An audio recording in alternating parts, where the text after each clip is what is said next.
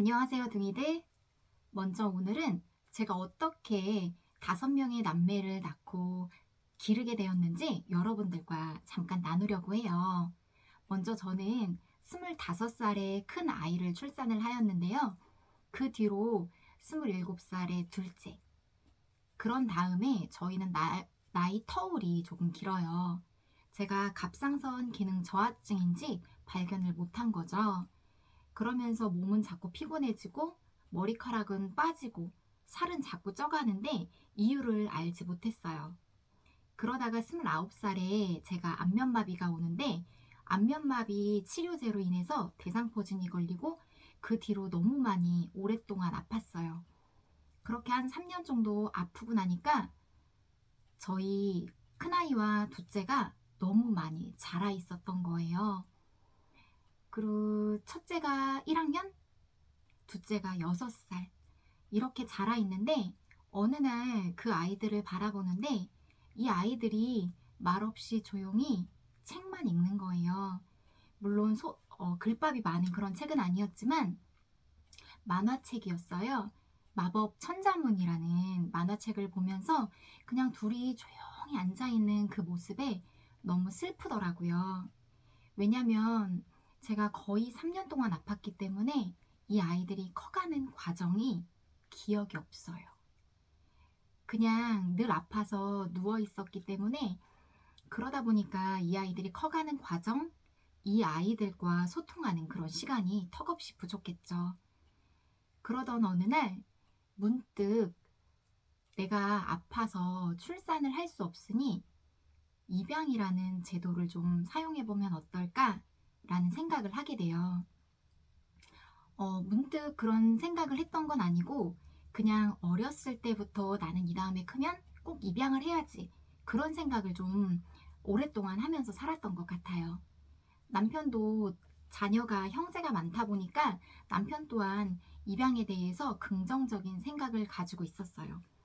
그러다가 저희는 동방 입양기관이라는 곳에 제일 먼저 위탁을 하게 되거든요.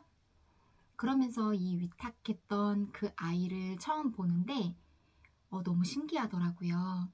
그러면서 그 아이와 함께하는 시간들을 마주하면서 위탁이 아니라 정말 이젠 입양을 해도 괜찮겠다라는 생각에 저희 셋째를 입양을 하게 됩니다.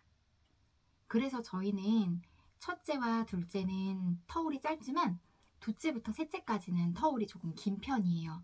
6살 터울.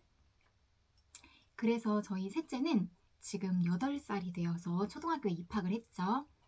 근데 제가 저희 셋째를 입양했다고 말하는 이유가 따로 있어요. 어느 날 저희 셋째가 그러더라고요. 엄마, 나를 낳은 척 하지 마.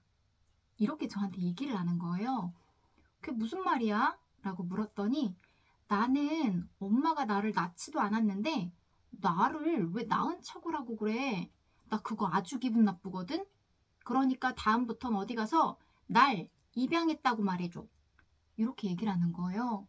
그래서 왜 모르는 사람들한테 저 입양했어요. 이렇게 말하는 건 조금 웃긴 것 같아. 다짜고짜 모르는 사람들한테 우리를 소개한다는 건 쉬운 일은 아니야. 이렇게 얘기를 했거든요.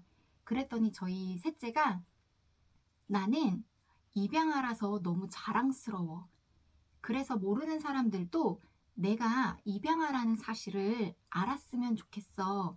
라고 이야기를 하는 거예요. 그래서 그렇구나. 그러면 다음에 처음 만난 사람들에게는 말하기는 좀 곤란하겠지만 자주 만난 사람들이 물어보거든. 엄마가 그렇게 나중에 꼭 얘기를 해줄게. 라고 이야기를 해줬어요. 그러다 보니까 저희 셋째는 아직 1학년이지만 자기가 입양아라는 사실에 되게 뿌듯해 하기 때문에 엄마가 유튜브 채널을 만든다면 꼭 자기가 입양했다는 사실을 오픈을 해달라 라고 말을 했기 때문에 제가 여러분들과 함께 저희 육아를 나누기로 마음을 결정을 했습니다. 그리고 저희가 넷째부터는 다시 출산을 하였는데요. 그 이유가 입양을 다시 넷째도 결정을 할까 굉장히 고민을 많이 했었던 부분이었어요. 그런데 이제 어떻게 어느 재산 수준까지 올라가야지 입양을 다시 해줄지 잘 모르겠더라고요. 그래서 그러면 위험을 감수하고 넷째를 출산을 한번 해볼까? 라고 이제 가족과 의논을 하고 넷째는 출산을 하고 다섯째는 어, 어렵게 다시 한번 출산을 하게 되었습니다.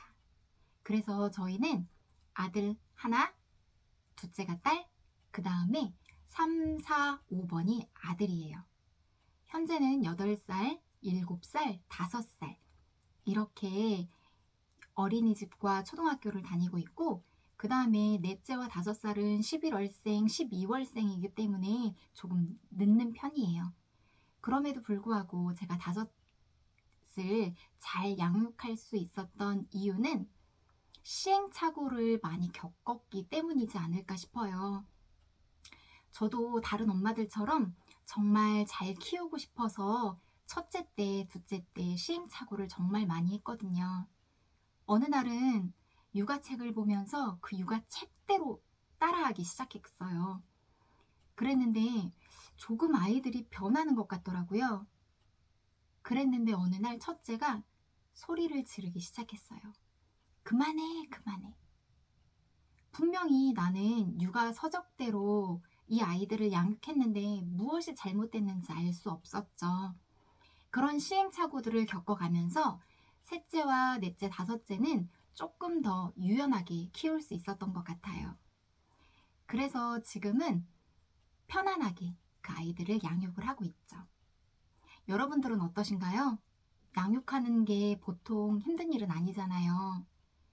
그러면서 또 남자아이들은 여자아이들과 다르게 조금 더 활동적이고 조금 더 와일드하게 노는 편이기 때문에 언제나 주위에 눈치를 봐야 되는 그런 부분도 없지 않아 있을 거예요. 그럼에도 불구하고 지금 이 아이들이 떠들면서 논다는 뜻은 건강하다는 뜻이에요. 그렇기 때문에 우리 아이들이 지금은 조금 말썽꾸러기 같더라도 지금은 조금 못나 보이는 느낌이 들지라도 이 아이들을 잘 기다려준다면 분명 건강하고 바른 아이들로 자랄 것이라고 저는 확신을 하거든요. 우리 아이들이 나중에 고학년 되면 정말 조용해지는 거 아세요? 그때는 떠들어 달라고 해도 이 아이들이 절대 떠들지 않는답니다. 그러니까 저와 같이 아이들, 어린 자녀들을 키우는 엄마들이 계시다면 지금 이 상황에 이 현실이 조금은 버겁고 힘들 수도 있지만 지금 이 시간이 다시는 돌아오지 않는다는 것을 명심하면서 나중에 또 다른 육아나 부동산, 책에 관련해서 또다시 함께 여러분들과 나누도록 해볼게요. 우리 둥이들 다음에 다시 만나요.